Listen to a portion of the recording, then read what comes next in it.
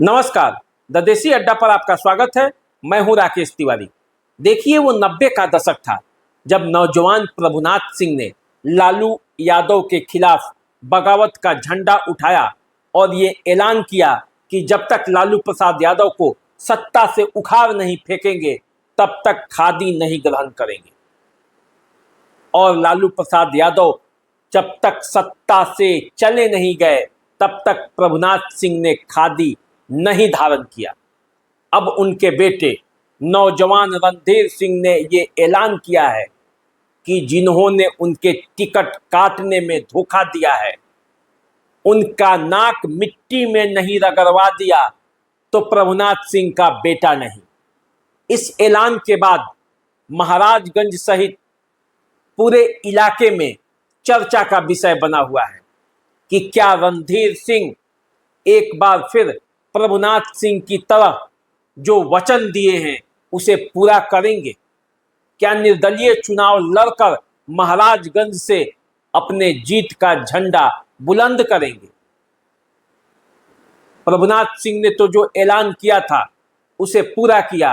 रणधीर सिंह उस अपने ऐलान पर कहां तक आगे बढ़ेंगे।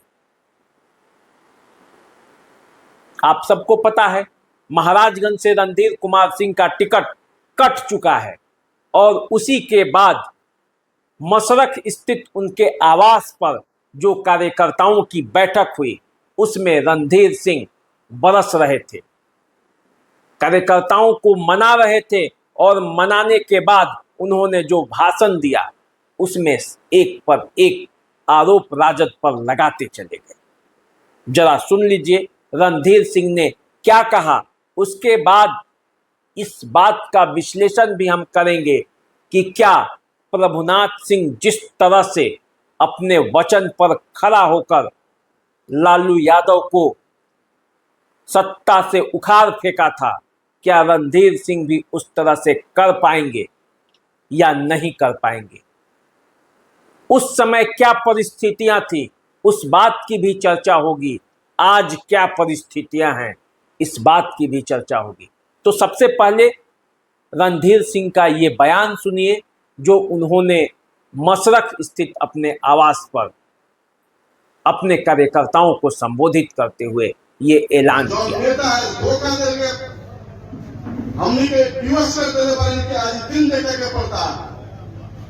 आवे वाला समय में वो नेता के माटी पर नाक न रगड़वा दे तो प्रभुनाथ 28 तारीख के 11:30 बजे मसरख कोर्ट स्टोर पर भारी से भारी संख्या में आई और प्रचार प्रसार करे के अभी से शुरू करेंगे। जे जौना साधन से सकता, साइकिल से, मोटरसाइकिल से, गाड़ी से, बस से, ट्रेन से, जैसे सक्षम वाले नजदीक के लोग पैदल भी पहुंची और अपने बेटा के, अपना भाई के ताकत आशीर्वाद देने के काम करी। तो उनकी मजबूरी होगी। पार्टी अगर राजद चाह देवे कि महाराजगंज हमको नहीं देना है तो नहीं देना था, वो लोग जानबूझकर दे दिए हैं। ये तो हमारे साथ धोखा हुआ है, वो जानबूझकर ऐसा किए हैं। महाराजगंज की जनता से मेरा यही अपील है कि इस बार 28 तारीख को हमारे जितने भी अभिभावक हैं, नौजवान साथी हैं, दोस्त हैं, वो सब ज़्यादा से ज़्यादा संख्या में पहुँचे और मुझे दिशा निर्देश करें कि आगे हम लोगों को क्या करना है। अगर लड़ना है तो मजबूती से फिर चुनाव लड़ने में लगे। आखिर से मेरे साथ नाइंसाफी किया गया, धोखा दिया गया है। हम 4 साल नहीं, पिछले 10 साल से महाराजगंज में लगातार लोगों के बीच में है। पीछे हम चुनाव लड़े, 2019 में चुनाव में हार हुआ। अगर ये कारण वो बताते हैं कि रणधीर सिंह चुनाव हार गए इसलिए टिकट नहीं मिला, तो पूरे बिहार में राजद का खाता भी नहीं खुला था। उनकी बेटी भी चुनाव लड़ी थी, हार गई थी, फिर भी अपने घर परिवार के लोगों को टिकट क्यों दिया जा रहा है। आपने ये भाषण सुना, रणधीर सिंह की एक एक बात सुनी। इससे भी जोशीला और इससे भी अपने कार्यकर्ताओं को एकजुट करने वाला भाषण प्रभुनाथ सिंह दिया करते थे।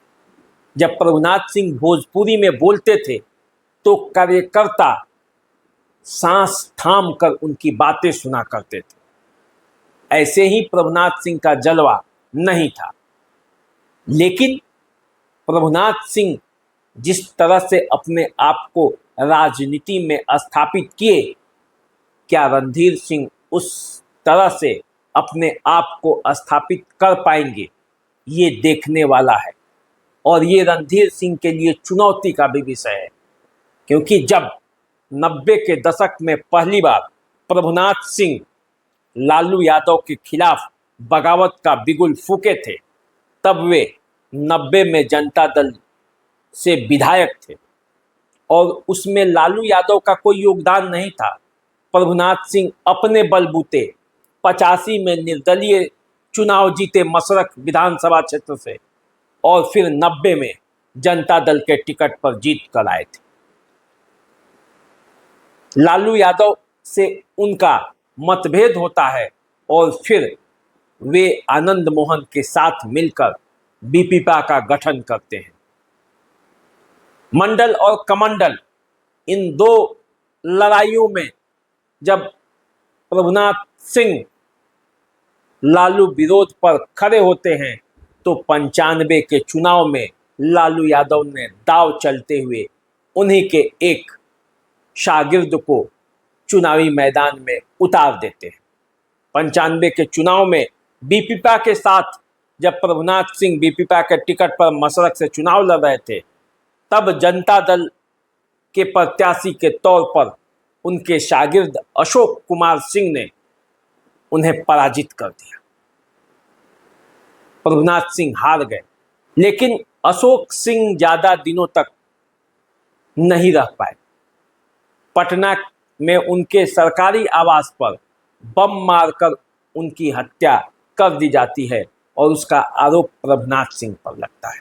लालू यादव की पुलिस प्रभुनाथ सिंह का पीछा करते रहती है, लेकिन प्रभुनाथ सिंह ने भी ठाना था और जाकर कोर्ट में समर्पण करते हैं। पुलिस पकड़ नहीं पाती। फिर लालू यादव और प्रभुनाथ सिंह की अदावत बढ़ते जाती है और प्रभुनाथ सिंह ये ठानते हैं कि जब तक लालू को सत्ता से उखाड़ नहीं फेंकेंगे तब तक खादी ग्रहण नहीं करेंगे।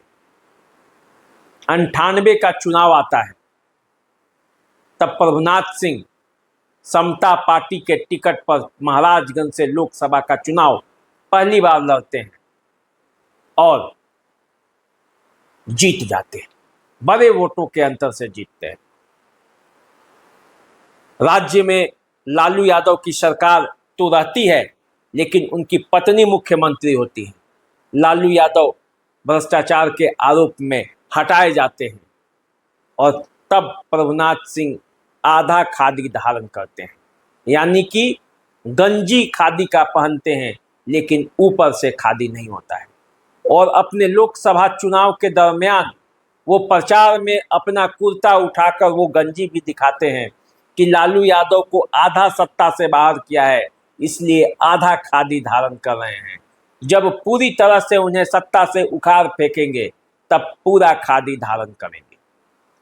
और 2005 में प्रभुनाथ सिंह के प्रयासों से, अन्य नेताओं के प्रयासों से, बीजेपी के प्रयासों से जब नीतीश कुमार बिहार के मुख्यमंत्री बनते हैं और पूरी तरह से आरजेडी सत्ता से बाहर हो जाती है, तब जाकर प्रभुनाथ सिंह खादी धारण करते थे। ये कहानी सुनाने के पीछे मेरा मकसद ये था कि मैं बता पाऊं कि प्रभुनाथ सिंह अपने वादे के कितने पक्के थे, जो ठान लेते थे उसे करने के प्रति कितने पागलपन के हद तक वो जाते थे। और तभी इस तरह से वो एक समय में राजनीति में चमकते सितारे थे। लेकिन कहते हैं ना कि राजनीति में कब कौन दोस्त और कब कौन दुश्मन होगा कहा नहीं जा सकता। कौन किसके साथ होगा और कौन किसके साथ से हटकर दूसरी कुर्सी पर बैठा रहेगा ये पता भी नहीं चलता। और यही प्रभुनाथ सिंह के साथ भी हुआ। सत्ता में आते ही नीतीश कुमार और प्रभुनाथ सिंह में दूरी बढ़ने लगी। 9 का चुनाव, लोकसभा का चुनाव प्रभुनाथ सिंह हार गए और इसका नतीजा ये हुआ कि प्रभुनाथ सिंह दरकिनार किए जाने लगे जनता दल यू से, और प्रभुनाथ सिंह को ये बर्दाश्त नहीं था।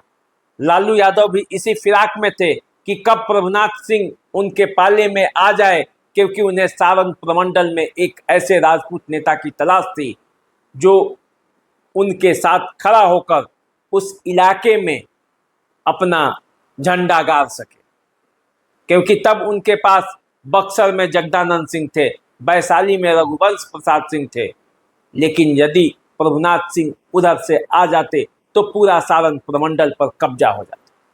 और यही सोचकर लालू यादव ने प्रभुनाथ सिंह को अपने पास मिलाया और प्रभुनाथ सिंह भी नीतीश कुमार की दूरी की वजह से लालू यादव से जा मिले। मेरे समझ से प्रभुनाथ सिंह के जीवन का ये राजनीतिक बोल था, क्योंकि उससे पहले लोग प्रभुनाथ सिंह को लालू विरोध का नायक मानते थे और इसीलिए उनके साथ दीवानों की तरह लगे भी रहते थे।